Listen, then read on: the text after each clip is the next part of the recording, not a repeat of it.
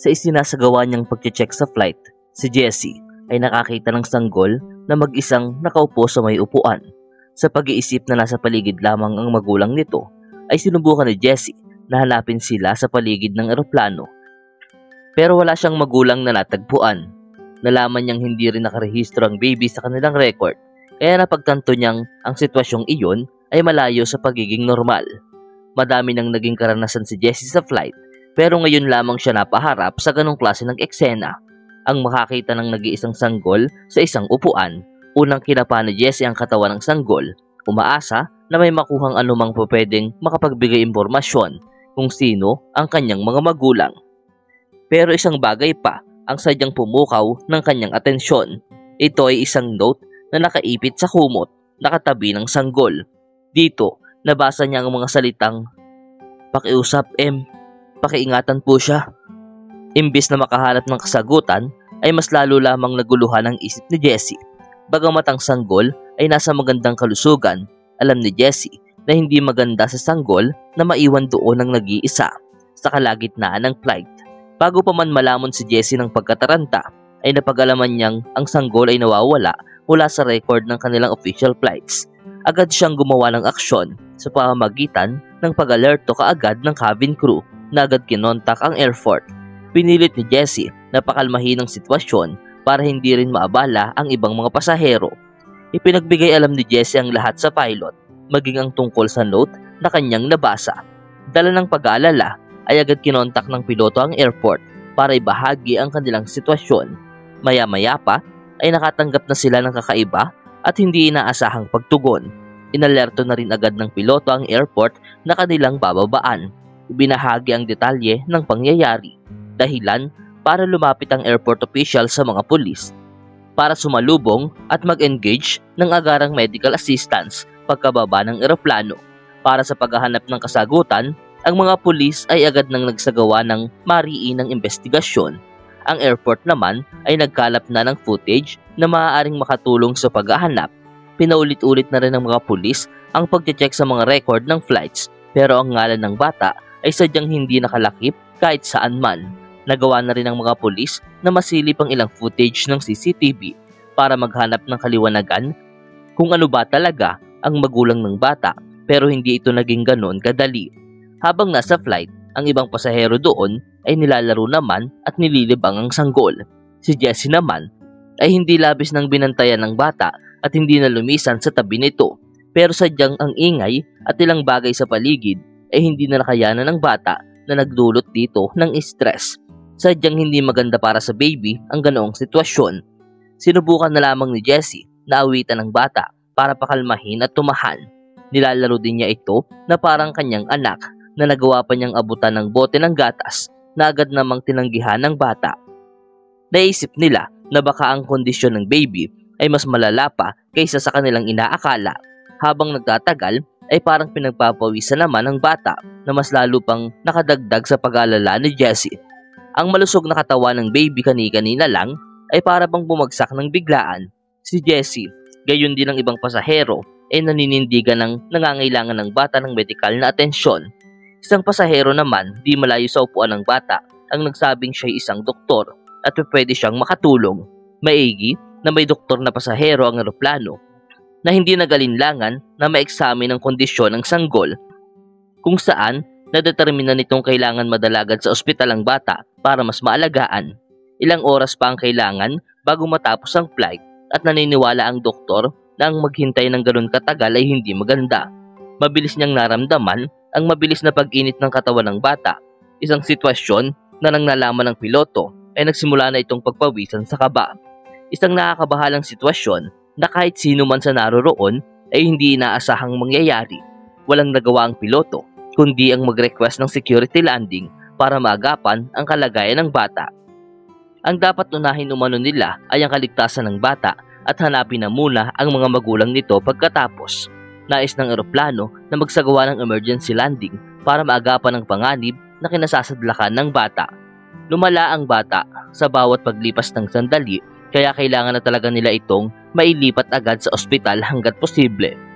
Gayunpaman, ang kakulangan ng madali ang access ng pinakamalapit na airport sa medical facility ang naging dagdag pa sa kanilang alalahanin. Pinakiramdaman ng doktor ang vital signs ng bata at sinabi sa piloto na hindi na ito pwedeng abutin pa ng 1 oras sa eroplano.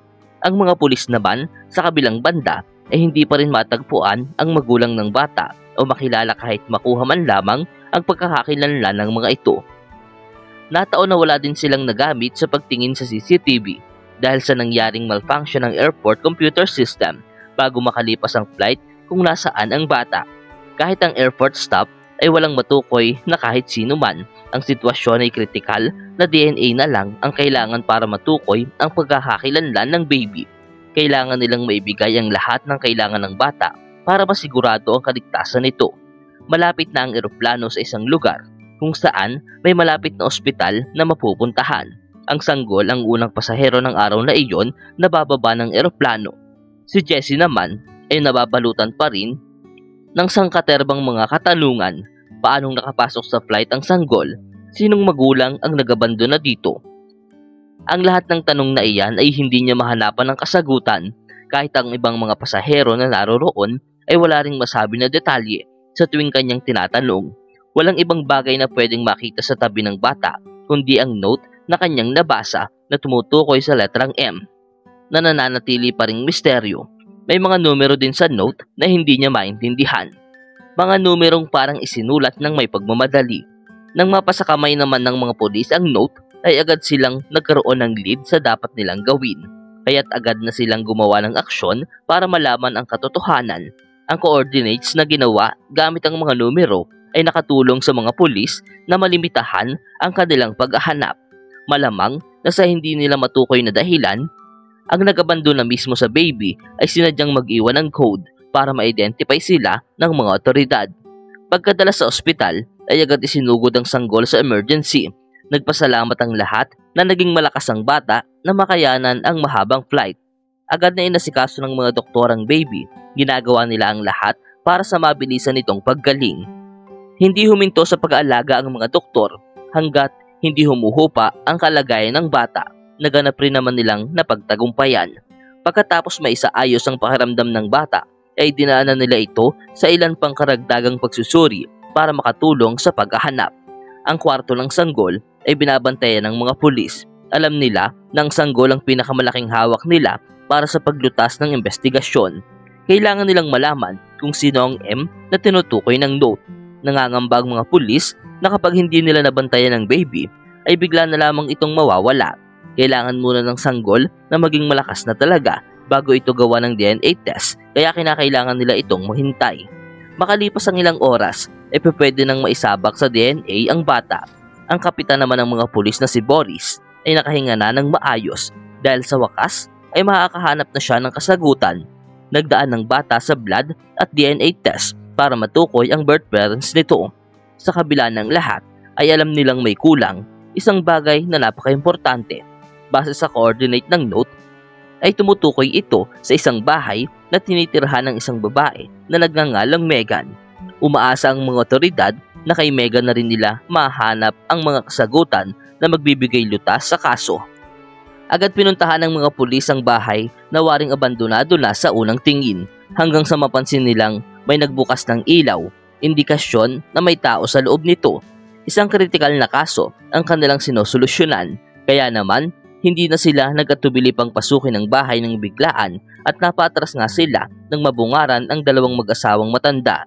Nasindak ang dalawang matanda sa biglaang pagpasok ng mga pulis at agarang pagtatanong ng may kinalaman umano sa pagkakakilanlan ng isang sanggol at kung paanong nauwi ito sa isang flight. Wala namang naisagot ang dalawang matanda na waring walang nalalaman at wala talagang koneksyon sa sitwasyon. Pero ngalan ng matandang babae ang nakumpirma nilang Megan, isang pangalan na may lilink nila sa letter M na tinutukoy ng sulat. Marahan na lamang na isinadula ng mga pulis ang sitwasyon sa dalawang matanda at pinakausapan ng mga ito na sumama sa kanila sa ospital para makita nila mismo ang sanggol. Napukaw naman ang interes ng dalawa pero nagalinlangan pa rin sila nung una na sumama. Naiwas silang sadya sa kahit na anumang kaguluhan. Makukumpleto na ang resulta ng DNA at ang mga doktor ay nag-aabang na sa pagbabalik ng mga pulis. Ayon sa kanila, ay kinakailangan din nilang makuhanan ng test ang matandang babae na si Megan para makasigurado. Kailangan ng bata ang wastong pagmamahal at pag-aalaga na alam nilang may bibigay ng dalawang matanda kung sakaling makalabas na ito ng ospital. Kahit nakita na ang baby, ay tinatanggi pa rin ni Megan na hindi niya ito kilala, na wala siyang intensyon na ito ay may uwi. Pinakiusapan na lamang ng doktor ang matanda na sumailalim sa isang DNA test na voluntaryo nitong tinanggihan. Hindi umano siya nanganak ng isang sanggol at wala siyang magagawa para sa sanggol na iyon. Gayunpaman ay may sapat na ebidensya ang mga pulis na nagpilit kay Megan na makipagtulungan at sumunod na lamang. Ang matanda ay naidaan na rin sa DNA test kahit pa nasorpresa pa rin ito sa mga biglaang pangyayari. Ang kanyang asawa na si Jason ay wala ding kalam-alam kung ano ba talaga ang nangyayari.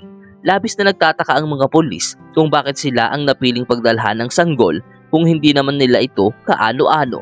Pinagdidiinan ng matanda na hindi niya kilala ang sanggol na halos pinaniwalaan na ng mga investigador hanggang sa mapansin nila ang waring pagbabago sa emosyon nito sa tuwing napapatingin sa bata at ang kanyang asawa na para bang may sikreto itong hindi masabi. Nang tuluyang gumaling ang baby ay naging masaya si Megan at talagang napangiti. Isang bagay na nakakapagtaka dahil kung hindi nito kaano-ano ang bata gaya ng sinasabi niya kanina ay bakit ito nagpapakita ng labis-labis na emosyon ng pagkasaya. Paglabas ng resulta ng DNA test ng sanggol at ni Megan ay napatunayang magkadugo nga ang dalawa. Maging ang asawa ni Megan ay napatakbo din sa kwarto para madinig ang kasagutan sa lahat.